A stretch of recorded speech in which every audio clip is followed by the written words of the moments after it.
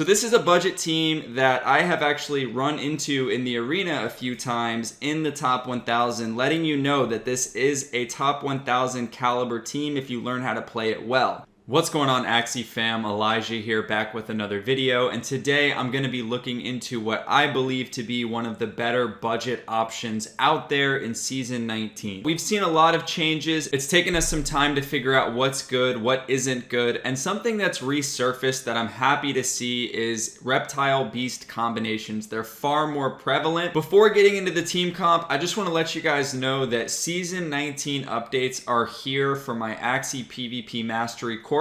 I took my time releasing this to make sure that I got it right and that I gave you all of the info that you need to have a great final push to your season. We got about a month left. I think it's 25 days before Season 19 ends. For those that don't know, my PvP Mastery course, it's a step-by-step guide on how to be a top 1000 player and beyond. I talk about mental game, everything you need to know about team building, arena fundamentals, in-game execution. It's really just like a crash course in how to be a great Axie player. I've had 3 top 10 finishes in arena, and this has been my life for the whole year of 2021 since I started playing Axie. So I try to bring as much value as I can. Right now I'm doing it for half off, so it's $100 instead of $200. You just have to use Axie PvP 100, which is the discount code at checkout. And just so you know, there's gonna be future updates like this for every season that comes out. So Season 20, you give us a week or so to figure it out, and we're gonna put out the best content that you can have exclusively to the Mastery students to keep you up to speed. And finally, by the time this video comes out, I'm gonna have uploaded a brand new build that 1437, who's also a top 100 player and fellow MT8 pro, is going to be showcasing on this course as well. So he's gonna take you through the team breakdown, how to execute with it. Some of his scholars are in the top 100 with this build right now, which is crazy.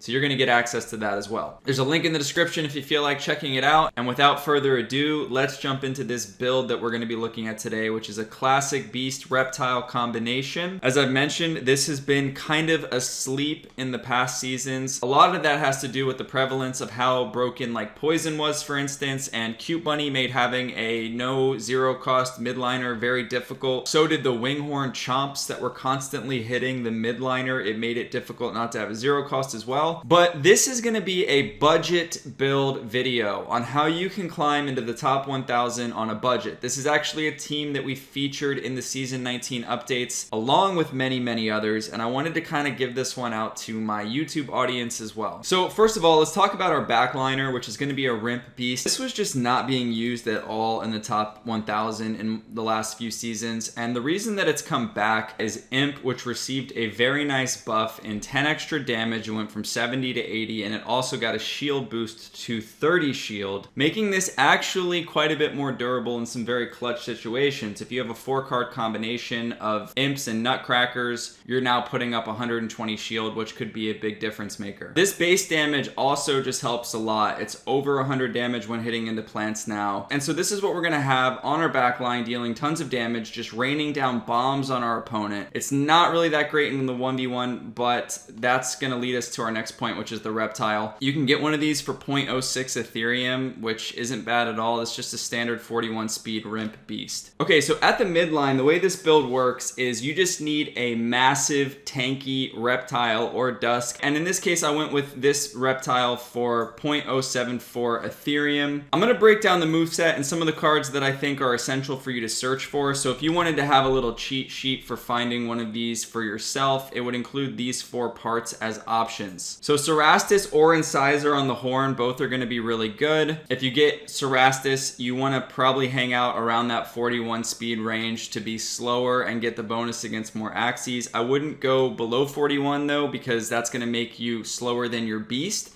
And then your beast is going to be susceptible to backdoor attacks like Little Owl. Incisor, however, as you can see, you don't really need to worry about being slow with that one. I elected to go with it. I'm 45 speed. This is probably my main preference because it allows some more outplays as far as slowing down your opponent. And then we have Bone Sail on the back. I do think that's kind of mandatory, although you could consider going with a Tri-Spikes build. That's not really seen very much, but it can be effective, especially for kind of freaking your opponent out into deterring them away from their plant cards, getting an easy kill up front, and then using that combo potentially in the mid game if you need to avoid a high shield midliner. It can put your opponent in some tough situations. However, Bone Sail is just super clutch these days. It provides so much shield, decent damage, but you also get a card every time your shield breaks. So this is kind of like the budget build of the high level mech and infinite card drawing midline reptiles and dusks that are out there. So Bumpy Bone Sail is a very expensive Axie with Nemo. This is a more affordable way of doing it. I mean, the Bumpy Bone Sail thing is definitely going to get fixed at some point. It's a completely broken mechanic that I think the team just kind of overlooked. And then we have Wall Gecko on the tail, and I think that this card is really essential. It reduces damage by 15%. This stacks, so if you play both together, you're taking a 30% damage reduction, which is crazy. The output damage on it is not bad at all at 90, and then you get a little shield as well. The whole thing with this build is like protecting your beast at all costs and keeping it alive. Ideally, you need to win some matchups with your midliner still alive and having saved up just enough energy and cards on your backliner to rip off one more huge combination to kill whatever backliner your opponent has. Up front, I went with a plant that makes the game sort of easy for you, which is great if you're starting out, and is also just a really good one with this build, I think, which is Pumpkin, Sirius, Leafbug, Cattail.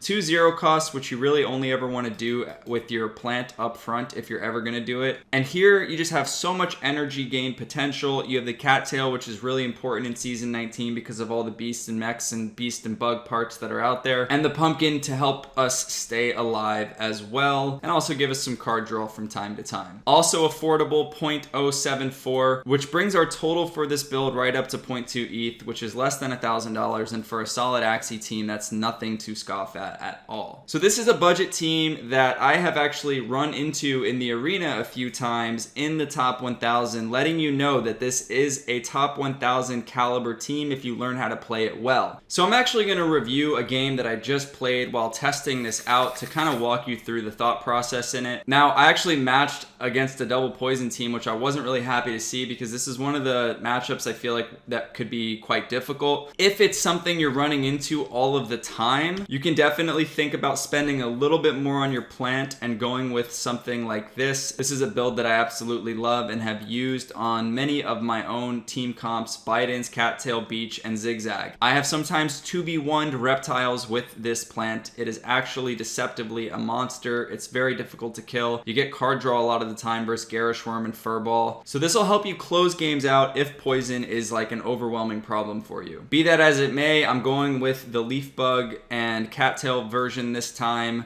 So we're gonna have to play really smart to get the W. Round 1, I go with Cattail just because he's got like Leafbug and Pincer up front, and those are cards people like to play quickly. We missed the value there though. Round 2, he comes at me with, kind of the standard shenanigans that these guys do, just throwing 3 cards at me and stunning my midliner. This is something that would happen to you like every other game last season. It's not, like I said, so popular these days, which makes having a non-zero cost midliner more viable. But here I'm gonna have to deal with that at some point and get rid of the stun. So now this is like the most important round in the game. We're in round 3. I've done nothing up until this point other than play a single Cattail. So I consider going with a beast combo, but quickly decide against it. And that's just a card counting thing. I talk about this a lot in my course. So essentially, I haven't seen a pumpkin from this guy. I haven't seen any poison or yam from him. And these are cards surely he's going to try to get value with at some point. And the other thing to remember is that my beast is actually kind of slow. 41 speed, his reptile's 43. He doesn't get a damage bonus from Cerastus, and reptile cards do even less damage to beasts. So I'm not really under threat by this backdoor. I don't need to be afraid and play all my beast cards in a hurry. I can be patient. I can let him waste his pumpkins and his yams and then proceed from there. So sure enough, in round 3, he decides to go with both yams. He's really expecting that high throttle beast attack, which is, by now something that most players will be trying to execute. But we completely fade the pumpkin, the yam, and he does hit us with a pincer, but this round is so good for us. I elect to go with the pumpkin and Sirius myself, just to protect a little bit in case he tries to burst the front and also draw another card, if not steal an energy. Not a bad play from me right here.